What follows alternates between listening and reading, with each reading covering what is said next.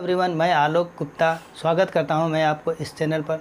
आज हम लोग एक नई चैप्टर की शुरुआत करेंगे, सम एप्लीकेशन ऑफ त्रिकोणमिति। त्रिकोणमिति के कुछ अनुप्रयोग। जब हम लोग पढ़ते थे इस चैप्टर को हम लोग हाइट एंड डिस्टेंस के नाम से जाने जाते हैं। तो कोई किताब में हाइट एंड डिस्टेंस भी लिखा हुआ है, तो उसे घबराने की बात नहीं है। ये बहुत ही महत्वपूर्ण चैप्टर है, बहुत ही इम्पोर्टेंट है हम लोग के लिए। अगर इस चैप्टर की हम लोग को जानकारी है तो हम लोग अगर किसी भवन की ऊंचाई को ज्ञात करना है तो हम बिना भवन में चढ़े ही उसकी ऊंचाई को बता सकते हैं। अगर किसी टावर को हम देखते हैं, बिना टावर में चढ़े ही उसकी ऊंचाई को बता सकते हैं। अगर किसी नदी की चौड़ाई को हमको ज्ञात करना है तो बिना नदी को पार किए भी हम उस नदी की चौड़ाई को बता सकते हैं। इसके लिए हमें कुछ कोण की जानकारी ज़रूरत होती है और हाइट की और कुछ दूरी की। ये तीन चीज़ हम लोग को जानकारी रहने पर हम लोग आसानी से बता सकते हैं। और इस पाठ में दो कोण का यूज होता है, उन्नयन कोण और अवनमन कोण, angle of elevation and angle of depression. और हमने कुछ टर्म को लिख दिया है यहाँ पर, क्षैतिज तल और क्षैतिज रेखा, दृष्टि लाइन, दृष्टि रेखा, उन्नयन कोण, अवनमन कोण। तो angle of elevation, angle of depression, line of sight, horizontal plane, horizontal line, ये सब टर्म को हम लोग को जानकारी होनी चाहिए। सबसे पहला जो टर्म है क्षैतिज तल, ये पृथ्वी तल के समांतर खींचे गए तल को हम क्या बोलते हैं? क्षैतिज तल। हॉरिजॉन्टल प्लेन, एक पृथ्वी है उसी का समांतर एक तल को क्या बोलेंगे हम लोग? Horizontal plane. उसी तरह क्षैतिज रेखा, और जो क्षैतिज रेखा होता है हम लोग के आँख के साथ में खींची जाती है। जैसे ये हमारा आँख है, मान लीजिए ये आँख है, तो इसके समांतर जो ये जो रेखा है हम लोग के आँख से जो गुजरती है, और ये जो रेखा है वो आपका क्षैतिज तल के समांतर होती है। इसको हम लोग क्या रेखा बोलते हैं? क्षैतिज रेखा। अब दूसरा हो गया दृष्टि रेखा। अब दृष्टि रेखा क्या है? मान लीजिए कि यहाँ पे कोई वस्तु है, ऑब्जेक्ट है, ये जो है मान लीजिए कोई ऑब्जेक्ट है, वस्तु, ये क्या है? वस्तु, और ये एक ऑब्जर्वर है। तो इसके आँख और जो वस्तु है उसको मिलाने वाली रेखा को हम लोग क्या बोलते हैं? दृष्टि रेखा। दृष्टि रेखा, दृष्टि रेखा, line of sight. Line of sight क्या है? दृष्टि रेखा। ये कोई ऑब्जर्वर है, दर्शक है, और ये वस्तु है। तो आँख के द्वारा जो हम देखेंगे ऑब्जेक्ट को तो उसको हम क्या बोलेंगे? लाइन ऑफ साइट, दृष्टि रेखा। अब उन्नयन कोण। उन्नयन कोण, एंगल ऑफ एलिवेशन। ये हमेशा ये जो क्षैतिज रेखा है, क्षैतिज रेखा, इसको हम लोग बोलते हैं हॉरिजॉन्टल प्लेन। ये जो क्षैतिज रेखा है और ये जो दृष्टि रेखा है, जो हमारे आँख के पास से जो देखते हैं हम लोग कोई वस्तु को, तो ये जो कोण बनता है, ये एंगल बनता है, उसी को हम लोग क्या कोण बोलते हैं? उन्नयन कोण। तो उन्नयन कोण यानी angle of elevation, angle of elevation. तो एंगल ऑफ एलिवेशन के लिए हम लोग को सबसे बड़ा ज़रूरत है कि एक दृष्टि रेखा होनी चाहिए। दृष्टि रेखा ऊपर की ओर होगा और एक क्षैतिज रेखा। मान लीजिए आँख है, हम लोग ऊपर की ओर देख रहे हैं, ये दृष्टि रेखा हो गया, और एक जो रेखा रहेगा वही क्षैतिज रेखा, हॉरिजॉन्टल लाइन। तो उसके बीच के जो एंगल होंगे उसको ही उन्नयन कोण बोलते हैं, एंगल ऑफ एलिवेशन। उसके लिए वस्तु को, ऑब्जेक्ट को हमारे आँख से ऊपर की ओर रखना पड़ता है। और उसके और हो गया अवनमन कोण। अवनमन कोण के लिए क्या होगा? छत के ऊपर मान लीजिए हम लोग खड़े हैं, छत के ऊपर हैं और कोई वस्तु नीचे है, ऑब्जेक्ट, हम लोग यहाँ पे खड़े हैं और ये है। तो हम जब इस तरफ से देखेंगे ऊपर से नीचे, इसमें जो ऑब्जेक्ट है, वस्तु है, कहाँ रहती है? नीचे। और ये कैसी रेखा है? क्षैतिज रेखा, और ये क्षैतिज रेखा है, हॉरिजेंटल लाइन, और ये दृष्टि रेखा होगी, ये दृष्टि रेखा। हम जब ऊपर से देखेंगे और वस्तु कहाँ पर है? नीचे है, ऑब्जेक्ट नीचे है, तो ये एंगल बनेगा, इसको बोलते हैं एंगल ऑफ डिप्रेशन, और इसको अवनमन कोण कहते हैं। तो उन्नयन कोण और अवनमन कोण यानी एंगल ऑफ एलिवेशन और एंगल ऑफ डिप्रेशन क्या है? उन्नयन कोण के लिए, एंगल ऑफ एलिवेशन के लिए जो ऑब्जेक्ट होगा वो ऊपर होगा। वो क्या है उन्नयन कोण? एक जो हॉरिजेंटल लाइन और लाइन ऑफ साइट, दृष्टि रेखा, ये दोनों जहाँ पर हमारे आँख के पास मिलती है तो इस जगह को उन्नयन कोण बोलते हैं। लेकिन अवनमन कोण के लिए क्या ज़रूरत है? जो ऑब्जेक्ट है, वस्तु है, वो नीचे होना चाहिए, और जो ऑब्जर्वर है, जो दर्शक है, वो ऊपर होना चाहिए, और जो ये लाइन हुआ हॉरिजेंटल लाइन और ये जो दृष्टि रेखा हुआ लाइन ऑफ साइट, इसके बीच में ये एंगल बनती है। तो उन्नयन कोण और अवनमन कोण यही है। उन्नयन कोण के लिए वस्तु ऊपर की ओर रहती है, लेकिन अवनमन कोण के लिए वस्तु नीचे के लिए रहती है।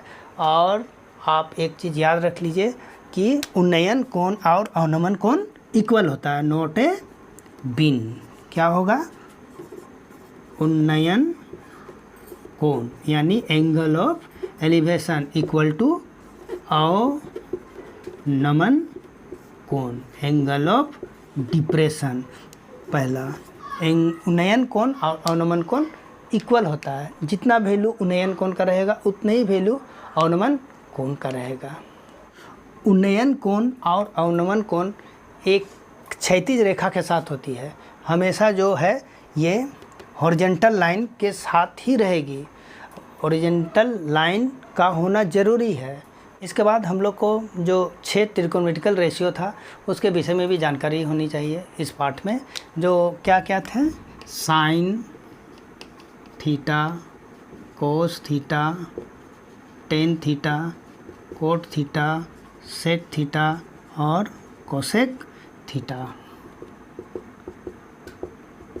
ये P/H, B/H, P/B, ये तीनों जानकारी रहने के बाद ये तो सबका उल्टा है। साइन का इन्वर्स कोसेक, कोस का सेक, टेन का कोट पहले हम बता चुके हैं।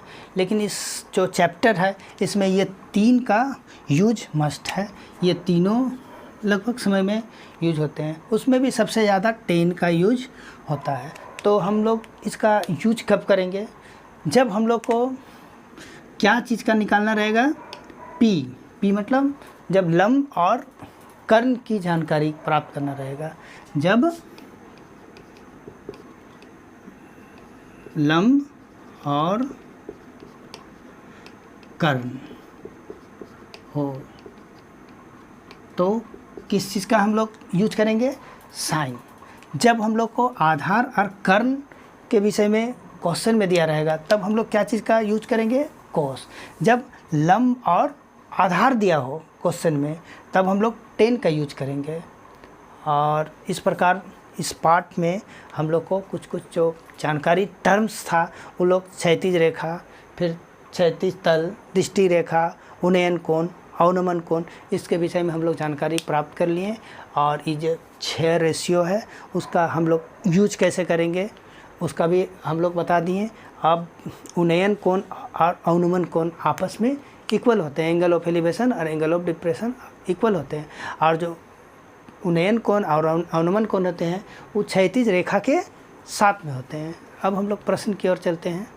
सबसे पहले हम लोग एग्जाम्पल वो बनाते हैं, एग्जाम्पल 1 को। इस चैप्टर को बनाने के पहले 2-3 बातें को समझना बहुत ही ज़रूरी है। सबसे पहले तो आप क्वेश्चन को बहुत ही अच्छा ढंग से पढ़िए, उसको प्रॉपर वे में पढ़ना है। उसके बाद सबसे पहला बात है कि उसका डायग्राम को ठीक से बनाना है। अगर आपने डायग्राम को ठीक से बना दिया तो पक्का है कि मैथ भी आपका एकदम सही बनेगा। तो सबसे पहले डायग्राम को बनाने की कोशिश करना है। और तो हम लोग का पहला क्वेश्चन एग्जांपल यही है। धरती पर एक मीनार ऊर्ध्वाधर खड़ी है। धरती पर एक मीनार ऊर्ध्वाधर खड़ी है। धरती के एक बिंदु से जो मीनार के पाद बिंदु से 15 मीटर दूर है। मीनार के शिखर का उन्नयन कोण 60 डिग्री है। मीनार की ऊंचाई ज्ञात कीजिए। तो इसको हम लोग को क्वेश्चन को देखने से ही बात पता चलता है, एक मीनार है। मीनार के पाद बिंदु यानी मीनार के फुट से कितना दूरी पर? 15 मीटर की दूरी पर। यहाँ से मीनार का शिखर मतलब उसकी चोटी को देखने पर कितना डिग्री का कोण बन रहा? उन्नयन कोण बन रहा। कितना डिग्री का? 60 डिग्री का। तो 3 ही चीज़ है, एक मीनार है। तो मान लीजिए ये आपका AB एक मीनार है। AB मीनार है। तो सबसे पहले उसी का जिक्र कर लेते हैं। AB ये क्या है? मीनार की ऊंचाई। सबसे पहला बात हो गया मीनार की ऊंचाई। अब जो मीनार है, जो टावर है, उससे कितना? 15 मीटर की दूरी पर। मान लीजिए 15 मीटर की दूरी ये जगह हो गया। तो ये कितना हो गया? 15 मीटर। और यहाँ से एक बिंदु से देखने पर मीनार का शिखर को, तो इसको मान लीजिए कि हमने देखा, तो कितना डिग्री कोण बन रहा? 60 डिग्री का। 60 डिग्री का। तो इसको लिखना है हमें, इसको C लिख दीजिए आप। तो BC कितना है? 15 मीटर की दूरी। ये BC 15 मीटर हो गया। और ये एंगल ACB, एंगल ACB कितना डिग्री हो गया? 60 डिग्री। तो हम लोग को मीनार की ऊंचाई को ज्ञात करना है। तो एक मीनार है। मीनार के पाद बिंदु यानी फुट से कितना दूरी में? 15 मीटर की दूरी में एक बिंदु है, C एक पॉइंट है। वहाँ से उन्नयन कोण, मीनार के शिखर का उन्नयन कोण कितना डिग्री है? 60 डिग्री। तो हमको मीनार की ऊंचाई को ज्ञात करना है। तो इस चैप्टर में सबसे पहले हम लोग को ट्रायंगल को खोजना है। जब ऐसा प्रश्न रहे तो इसमें एक ट्रायंगल बन रहा है ABC। तो ये कैसा ट्रायंगल रहेगा? आप जान रहे हैं, त्रिकोणमिति पढ़ रहे हैं तो त्रिकोणमिति में एक ही ट्रायंगल का यूज हो रहा है, समकोण त्रिभुज, राइट एंगल ट्रायंगल। तो त्रिभुज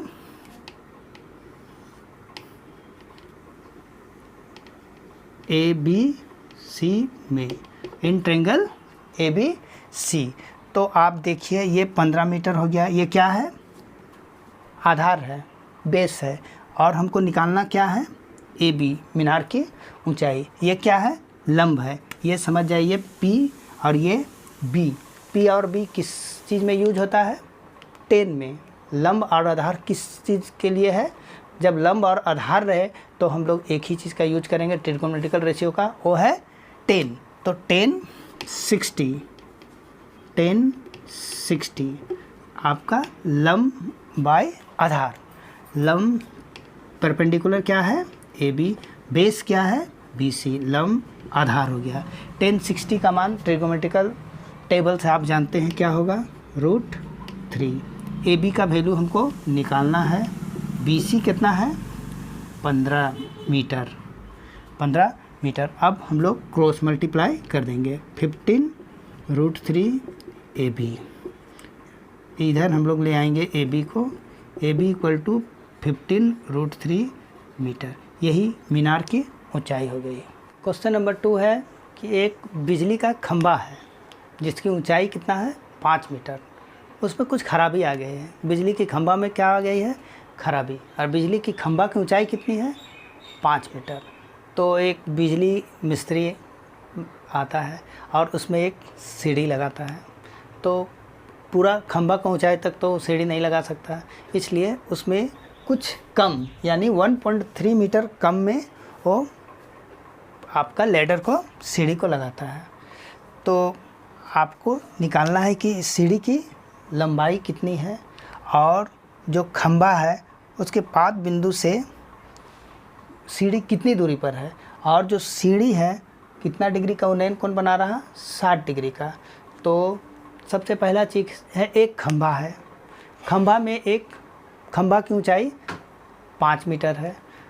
खंभा से 1.3 मीटर से नीचे में एक सीढ़ी को लगाया गया है बिजली मिस्त्री के द्वारा, और वो जो सीढ़ी है कितना डिग्री का उन्नयन कोण बना रही है? 60 डिग्री का।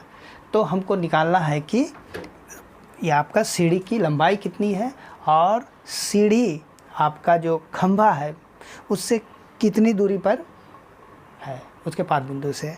तो सबसे पहले जो जो दिया हुआ है हम लोग बना लिखते हैं। सबसे पहला है AC 5 मीटर, ये क्या है, खंभा की ऊंचाई।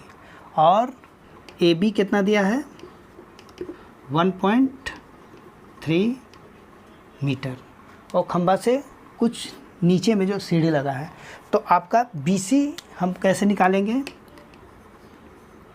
BC ये वाला BC, ये कुल AC कितना है, यहाँ से यहाँ 5 मीटर और उससे कुछ कम AB कितना है 1.3। तो ये कुल AC को अगर AB से हम माइनस करते हैं तो BC निकल जाता है। तो BC निकालने के लिए क्या करेंगे हम लोग, AC माइनस AB। AC कितना है कुल 5 और AB कितना है 1.3 मीटर।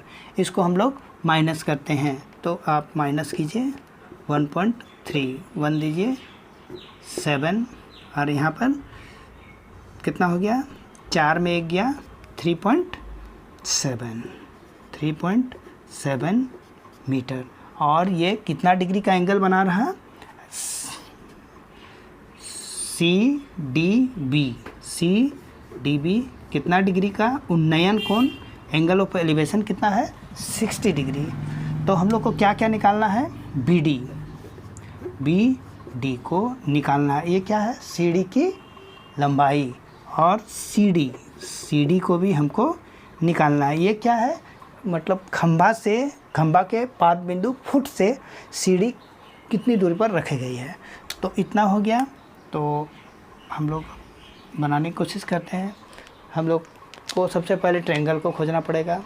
तो ट्रायंगल रहा BCD, समकोण त्रिभुज, राइट एंगल ट्रायंगल। तो क्या क्या निकालना है, हमको मालूम है ये वाला BC कितना निकाले हम लोग, 3.7 मीटर। ये आपका परपेंडिकुलर निकाल चुके हैं हम लोग, लंब निकला हुआ है। हम लोग को सीढ़ी के लिए क्या निकालना है, ये कर्ण, हाइपोटेनियस। तो ये लंब और कर्ण किससे संबंधित होता है, जब P और H हो। तो हमने कहा है साइन लगाने के लिए। तो हम लोग चालू करते हैं। समकोण त्रिभुज, राइट एंगल ट्रायंगल, समकोण त्रिभुज BCD में इसमें P और H है। तो हम लोग इसमें साइन लगाएंगे, साइन 60 क्या होता है, P/H। परपेंडिकुलर कितना है, लंब कितना है, BC, और कर्ण हाइपोटेनियस कितना है, BD। इसको हम लोग को निकालना है। साइन 60 का वैल्यू कितना होता है, साइन 60 का √3/2,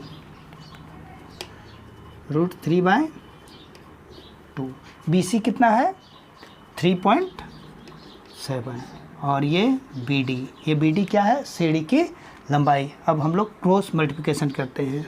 BD 3.7 × 2/√3, 3.37 × 2, यहाँ पे 10 कर दीजिए। √3 का वैल्यू 1.73 क्वेश्चन में दिया हुआ है, लिखने के लिए उतना लिख दिए।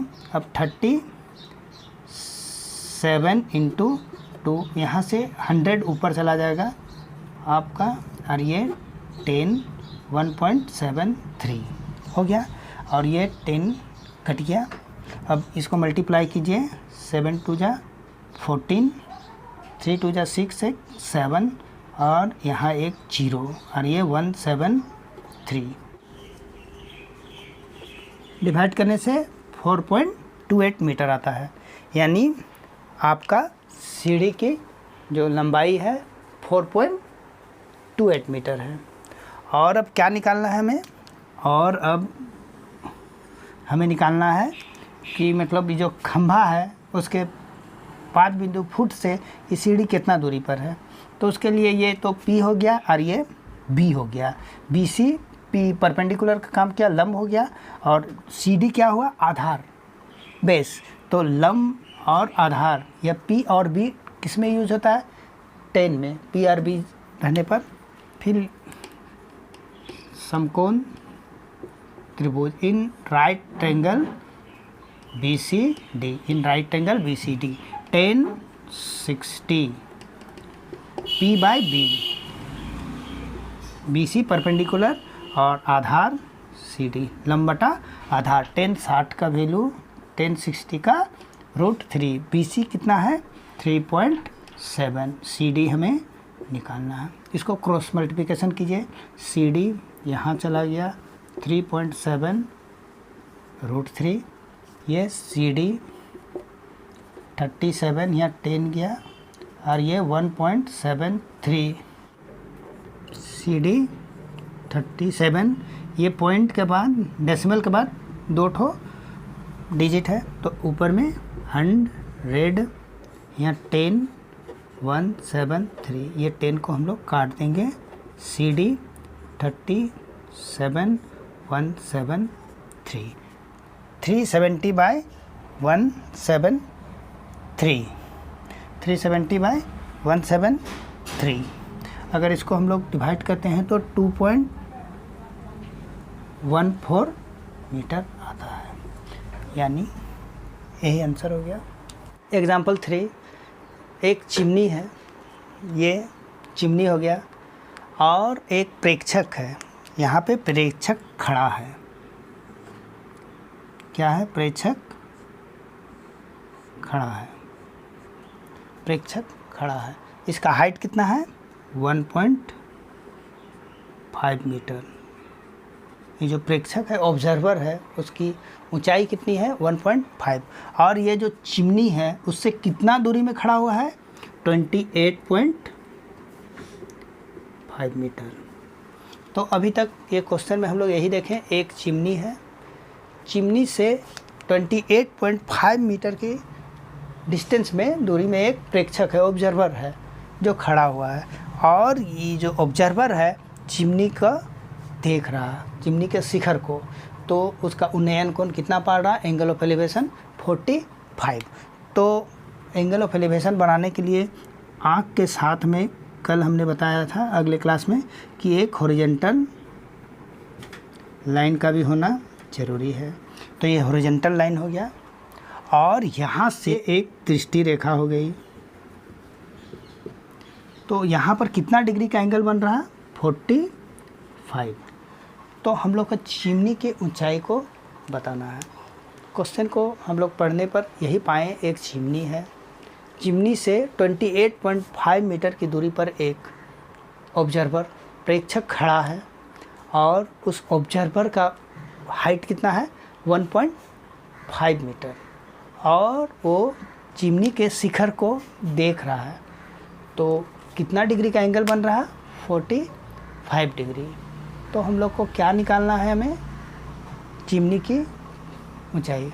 तो हम लोग नाम लिख देते हैं A B C D E, इतना हो गया। तो लिखना शुरू करते हैं। A C, चिमनी की ऊंचाई, चिमनी की ऊंचाई हो गया। अब ज्यामिति से, फ्रॉम ज्योमेट्री, ज्यामिति फ्रॉम ज्योमेट्री से क्या होगा, ये जो CD है किसके इक्वल होगा BE के। CD इक्वल टू BE, कितना है, दोनों 28.5 मीटर, और ED, ये ED और BC क्या होगा इक्वल, कितना है 1.5 मीटर। ये आपका ज्योमेट्री से हो गया। अब एंगल कितना बन रहा है, एंगल AEB, AEB 45 डिग्री। तो हम लोग को चिमनी की ऊंचाई ज्ञात करना है। तो सबसे पहले हम लोग ट्रायंगल को खोजते हैं, राइट एंगल ट्रायंगल। तो यहाँ पे दिख रहा ABE, एक ही ट्रायंगल बन रहा, तो एक ही काम होगा, समकोण त्रिभुज इन राइट ट्रायंगल, समकोण त्रिभुज AB ई में। आपका ये हो गया परपेंडिकुलर, ये हो गया बेस। बेस तो दिया हुआ है लेकिन हमको निकाल देंगे ये वाला, और ये जब निकल जाएगा तो इस ये प्लस ये चिमनी की कुल ऊंचाई निकल जाएगा। तो हम लोग को पी और बी दिया हुआ है। जब पी और बी रहे लंब और आधार तो हम लोग को समझ जाना है क्या लगाना है, 10। तो हम लोग लगाते हैं 10 45 डिग्री। ये कितना है आपका परपेंडिकुलर ए बी, लंब हो गया ये, और आधार बेस कितना हो गया बी ई, इतना हो गया। तो अब हम लोग 1045 का वैल्यू 1, ए बी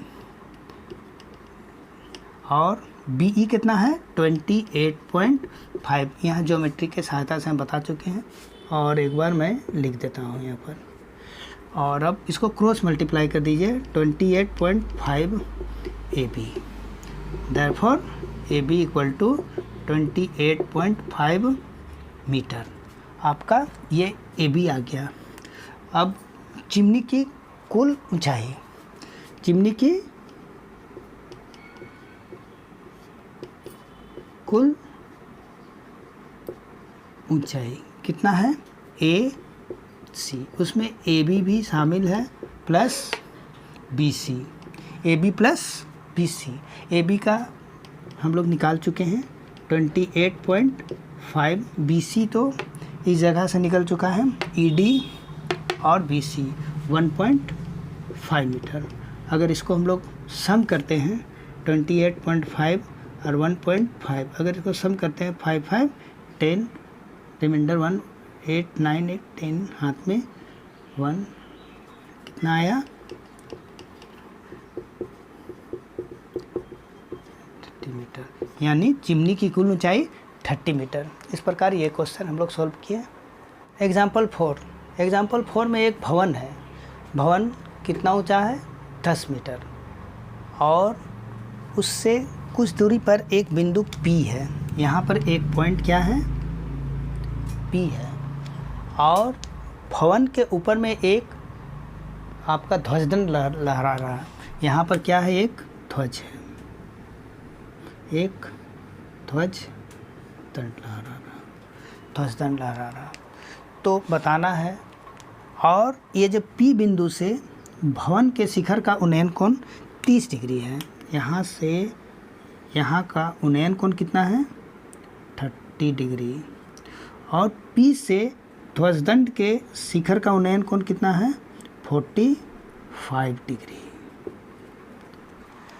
तो हम लोग को बताना है इस ध्वजदंड की ऊंचाई और भवन से P बिंदु की दूरी। तो अभी तक यही हम लोग जाने कि एक भवन है जिसकी ऊंचाई 10 मीटर है, उस पर एक ध्वजदंड है, एक झंडा लगा हुआ है, और एक बिंदु P है जो भवन से कुछ दूरी पर है, और वहाँ से देखने पर भवन के जो शिखर का उन्नयन कोण एंगल ऑफ एलिवेशन 30 है, और वही P बिंदु से ध्वजदंड के शिखर को देखने पर कितना डिग्री का एंगल बनता है 45। तो हम लोग को क्या निकालना है ध्वजदंड की ऊंचाई और P बिंदु और भवन की दूरी। तो सबसे पहले जो है हम लोग लिख लेते हैं, इसको हम लोग C कर देते हैं। आपका AB ये है 10 मीटर, भवन की ऊंचाई, और BC को आप कुछ भी मान लीजिए, X मान लेते हैं। ध्वजदंड की ऊंचाई, ध्वजदंड की ऊंचाई, हमने इसको BC को X मान लिया, और एंगल BPA कितना डिग्री हो गया आपका ये 30 डिग्री, और एंगल CPA कितना हो गया 45 डिग्री।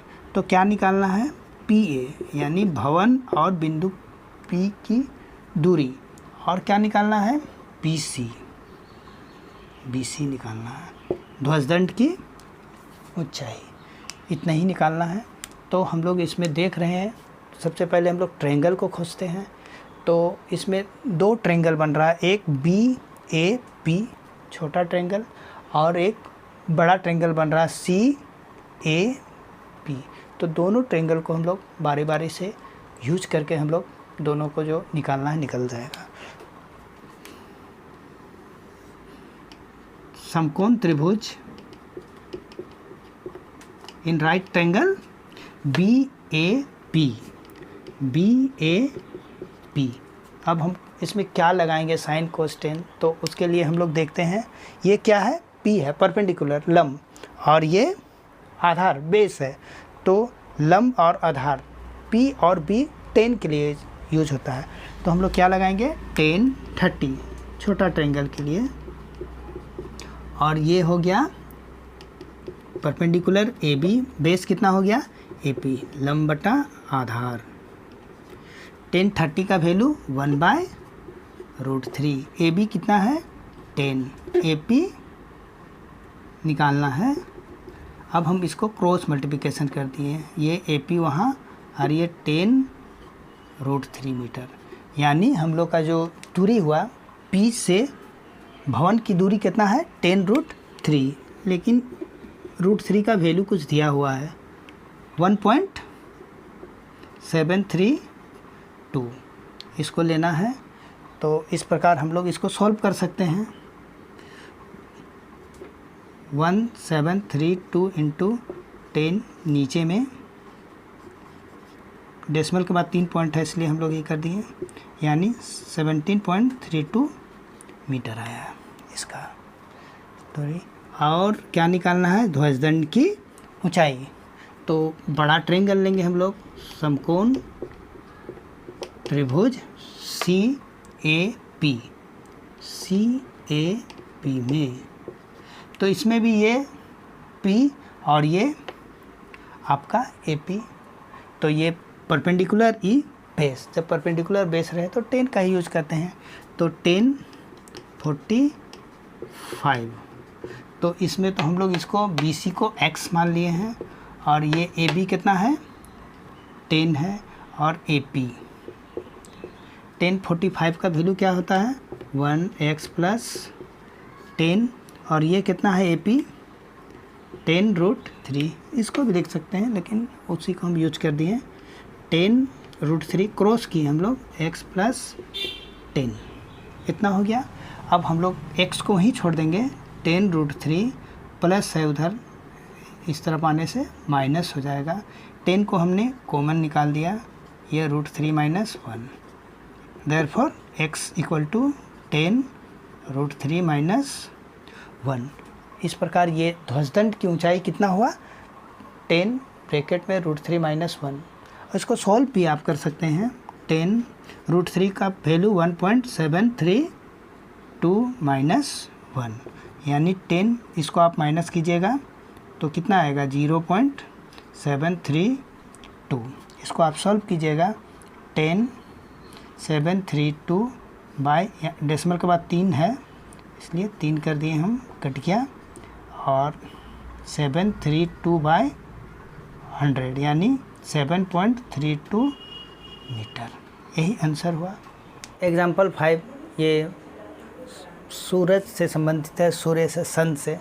एक टावर है, मीनार आपका, जब सूर्य कुछ ऊंचाई पर है तो उसका जो छाया है, शेडो कुछ कम पड़ रही है। जब 60 डिग्री के अल्टीट्यूड में सूरज कुछ और नीचे आती है सन, तो उसका जो परछाई है कुछ बढ़ जाता है, 40 मीटर और बढ़ जाता है, और 30 डिग्री का एंगल बनाते हैं। तो हम लोग को क्या निकालना है, मीनार की ऊंचाई। तो इस प्रकार AB क्या है, AB हम लोग का मीनार की ऊंचाई है, इसको हम लोग H मान लेते हैं। मीनार की ऊंचाई, हाइट ऑफ द टावर, और आपका एंगल ये वाला ACB, एंगल ACB 60 डिग्री का है। फिर एंगल ADB कितना है 30 डिग्री। CD 40 मीटर है। इसको सबसे पहले हम लोग x मान लेते हैं। BC x माना लेट, तो इतना दिया हुआ है। अब हम लोग को क्या निकालना है? Height of the tower. तो हम लोग इस जगह देख रहे हैं 2 राइट एंगल ट्रायंगल बन रहा है, समकोण त्रिभुज। आपका ABC एक छोटा और एक बड़ा राइट एंगल ट्रायंगल बन रहा है ABD। तो ये दोनों को हम लोग बारी बारी से लेंगे। सबसे पहले हम लोग छोटा समकोण त्रिभुज लेते हैं। समकोण त्रिभुज ABC में in right angle triangle ABC, आपका ये परपेंडिकुलर, ये बेस, लंब और आधार। जब लंब और आधार हो तो हम लोग टेन का यूज करते हैं। टेन 60 डिग्री क्या है? परपेंडिकुलर AB और बेस BC आधार हो गया। 10 60 का वैल्यू हम लोग जान रहे हैं √3। AB H माने हैं, BC को X माने हैं। तो आपका H इक्वल टू √3x हो जा रहा है हम लोग के पास। H का वैल्यू क्या आ गया? H √3x। उसी प्रकार अब हम लोग बड़ा राइट एंगल ट्रायंगल लेंगे। समकोण त्रिभुज ABD में, बड़ा वाला में, इन राइट ट्रायंगल ABD 10 30 और आपका ये परपेंडिकुलर और BD base AB by BD। 10 30 का वैल्यू 1/√3 AB, ये H हम लोग मान चुके हैं, H मान चुके हैं, बाय BD 40 + x। अब हम लोग इसको क्रॉस मल्टीप्लिकेशन करते हैं तो 40 + x √3h इतना है। अब ज़्यादा हम लोग h का वैल्यू को बैठा सकते हैं इक्वेशन 1 से। 40 + x √3, h का वैल्यू है √3x। समीकरण 1 से, फ्रॉम इक्वेशन 1, समीकरण 1 से 40 + x, 2 ठो √3 अगर मल्टीप्लाई हो तो 3 हो जाता है। 3x 40, 3x ये प्लस है, उस तरफ गया तो -40, ये वाला 2x, 3x में x घट गया, 40/2, 40/2 x, ये वाला 20, x का वैल्यू 20। अब हमको हाइट ऑफ द टावर निकालना है। तो h इक्वल टू √3x है। अब h √3x का वैल्यू कितना लाए हम लोग? 20। h 20 √3 metre. अतः मीनार की ऊंचाई 20 √3 मीटर है। तो इस समय हम लोग 2 बार समकोण त्रिभुज का यूज किए, एक छोटा वाला और एक बड़ा वाला। और सूर्य जब है, सूरज हम लोग का जब ऊपर रहता है तो परछाई कुछ कम रहती है, लेकिन जब सूर्य नीचे आ जाता है तो परछाई कुछ बढ़ जाता है। जनरली ये देखा जाता है, यहाँ पर भी वही था। एग्जाम्पल 6, ये बहुमंजिल भवन और भवन का क्वेश्चन है। एक बहुमंजिल भवन है, बहुमंजिल भवन, और इसके जो शिखर पर से एक जो छोटा बिल्डिंग है उसकी ऊंचाई कितना है? 8 मीटर। तो बहुमंजिल भवन हो गया, और इस तरफ एक छोटा सा बिल्डिंग है 8 मीटर, जिसकी ऊंचाई कितनी है? 8 मीटर। 8 मीटर। बहुमंजिल भवन के सामने एक छोटी सी भवन है 8 मीटर। अब बहुमंजिल भवन के शिखर से देखने पर, ये मान लीजिए शिखर हो गया, शिखर से देखने पर इसका अवनमन कोण 30 डिग्री का आता है, 30 डिग्री। और बहुमंजिल भवन के शिखर से इसके जो बिल्डिंग है देखने से इसका एंगल कितना आता है 45 डिग्री, ये 30 डिग्री, 45 डिग्री। तो हमको क्या निकालना है, बहुमंजिल भवन की ऊंचाई और ये बहुमंजिल भवन और ये जो 8 मीटर की ऊंची भवन है उसके बीच की दूरी। तो हम लोग सबसे पहले इसको हम लोग मिला देते हैं। ये 8 है तो इधर भी 8 मीटर हो गया और अब नाम दे देते हैं A B C D E। अब ये 30 डिग्री है 30, तो ये भी कितना होगा 30, ये 45 है तो इससे 45 डिग्री होगा। इसको हम लोग AM कर देते हैं, क्योंकि ये एकांतर कोण है, अल्टरनेट एंगल, इसलिए ऐसा हुआ। अब हम लोग लिखते हैं आपका AC क्या है, बहुमंजिल भवन, AC बहुमंजिल भवन की ऊंचाई इतना हो गया। और आपका ज्यामिति से, ज्योमेट्री से आपका क्या लिख सकते हैं, जो आपका BE इक्वल टू CD, ये आपस में ये दोनों इक्वल होंगे। उसी प्रकार ED इक्वल टू BC, ये कितना है 8 मीटर। अब एंगल MAE, ये वाला आपका MAE equal to angle AEB, ये कितना हो जाएगा 30 डिग्री। ये एंगल और ये एंगल, ये सब एकांतर कोण, अल्टरनेट एंगल का काम कर रहा है। फिर आपका एंगल MAD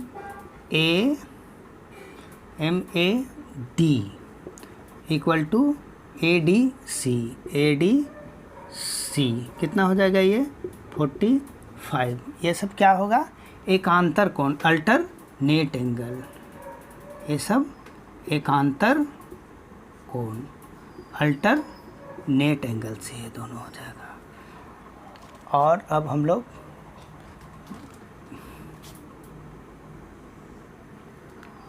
अब देखते हैं हम लोग दो राइट एंगल ट्रायंगल समकोण त्रिभुज आ रहा है, ट्रायंगल ABE समकोण त्रिभुज। उसमें हम लोग पहले करते हैं समकोण त्रिभुज ABE में क्या लेंगे, साइन कोस टेन कुछ भी। तो हम लोग देख रहे हैं कि क्या है ये AB और BE, लंब और आधार यानी परपेंडिकुलर और बेस। तो 10 लेंगे, 10 30 AB by BE, AB by BE। 10 30 का वैल्यू 1/√3 AB बाय BE। आपका क्या हो जाएगा, आपका 1/√3 AB। BE की जगह में हम लोग CD भी लिख सकते हैं, क्योंकि BE equal to CD geometry से है, इसको CD आपका इस जगह से आया। अब CD इक्वल टू √3 AB आ गया। इतना हम लोग लिख दिए, इसको इक्वेशन 1 कर दीजिए। फिर और एक बार ट्रायंगल लेंगे समकोण त्रिभुज ACD में,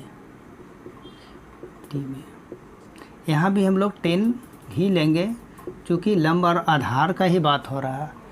तो इसमें क्या हुआ, AC बाय CD, 10 45 का वैल्यू 1, AC का जगह में हम लोग लिख सकते हैं AB plus BC by CD। अब क्रॉस मल्टीप्लिकेशन कर देंगे, CD AB BC को क्या लिख सकते हैं, 8 लिख सकते हैं, दिया हुआ है, और इस जगह भी हम लोग कर चुके हैं। अब CD का वैल्यू हम लोग बैठा देते हैं, √3 AB प्लस 8, समीकरण 1 से, फ्रॉम इक्वेशन 1। अब √3 AB प्लस इधर गया तो -8 हुआ, AB यहाँ पे कॉमन आ रहा, √3 - 1 = 8 AB, 8 ये वाला उधर जाके आपका डिवाइड हो जाएगा। अब इसको हम लोग को सॉल्व कर देना है, तो इसको रेशनलाइज करते हैं, परिमयीकरण। तो सेम क्वांटिटी रहेगा, सिर्फ चेंज ऑफ साइन, माइनस है तो प्लस।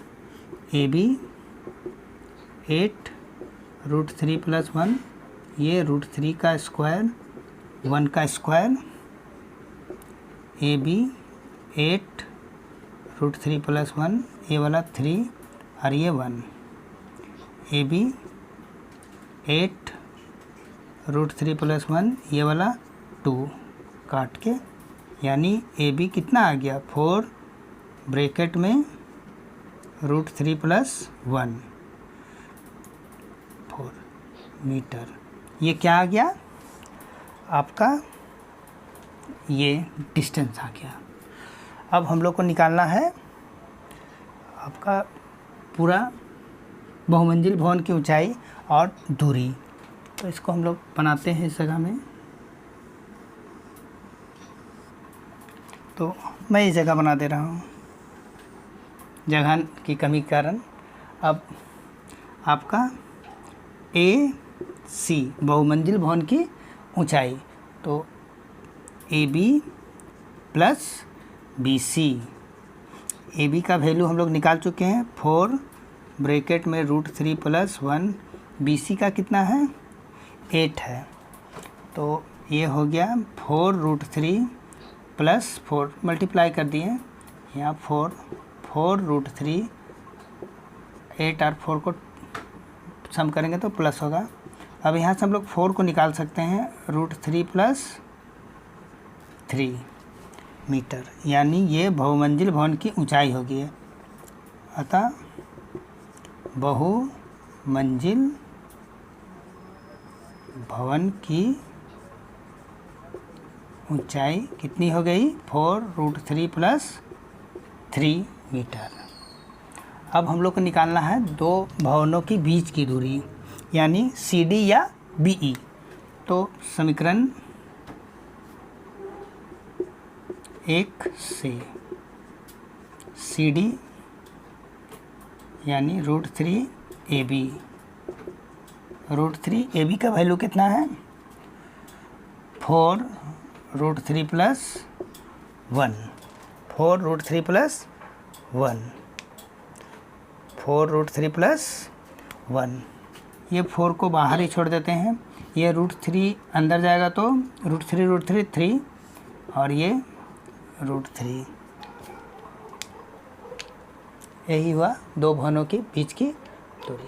ओके, क्वेश्चन नंबर 7, एक नदी के पुल के एक बिंदु से, नदी है उसके ऊपर एक पुल है, नदी के एक पुल के एक बिंदु से नदी के सम्मुख किनारों के अवनमन कोण क्रमशः 30 डिग्री और 45 डिग्री है। यदि पुल किनारों से 3 मीटर की ऊंचाई पर हो तो नदी की चौड़ाई ज्ञात करें। तो एक नदी है, नदी के ऊपर में एक पुल है, और नदी ये हुआ और ये पुल हुआ, तो इसके बीच कितनी ऊंचाई पर पुल बनी हुई है, 3 मीटर। मान लीजिए कि पुल में एक बिंदु ये है, वहाँ से मतलब नदी के किनारों के सम्मुख कोण कितना है आपका,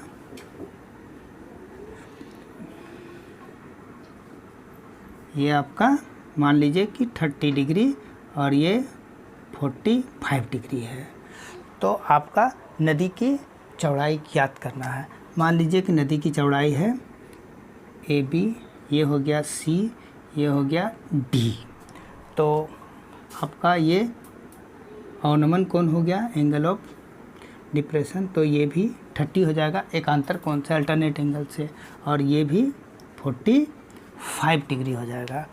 तो हमको नदी की चौड़ाई को ज्ञात करना है। तो आप लिखिए, लिखते हैं हम लोग ए बी, नदी की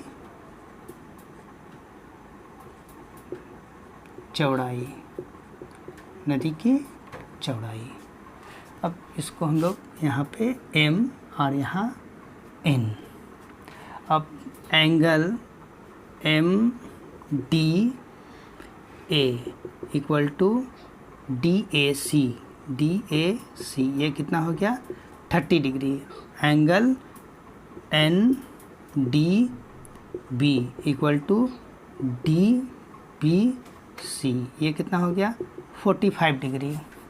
ये एंगल और ये एंगल, उसी तरह इस एंगल और ये एंगल, ये कैसा कोण है, एकांतर कोण है, एकांतर कोण है। और आपका सी डी कितना है 3 मीटर। नदी और जो ये पुल है उतनी ऊंचाई पर है 3 मीटर।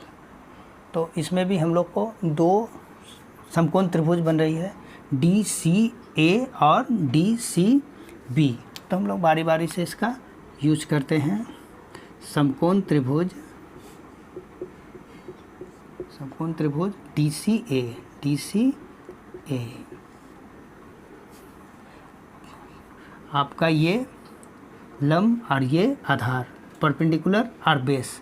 जब भी परपेंडिकुलर बेस हो तो हम लोग 10 का यूज करते हैं, 10 30। और परपेंडिकुलर कितना हुआ सी डी, लंब आधार ए सी। 10 30 का मान 1/√3, सी डी तो 3 है, ये वाला ए सी, ए सी कितना हो गया 3√3 मीटर। उसी तरह आप समकोण त्रिभुज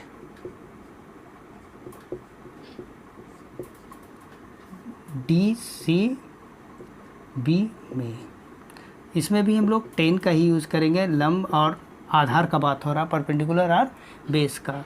तो लंब हो गया सी डी, परपेंडिकुलर बेस हो गया बी सी। 10 45 का मान 1 होता है, सी डी 3 है, बी सी कितना आ गया 3 मीटर। इस तरह हम लोग दोनों राइट एंगल ट्रायंगल का यूज किया समकोण त्रिभुज का और निकाल लिए।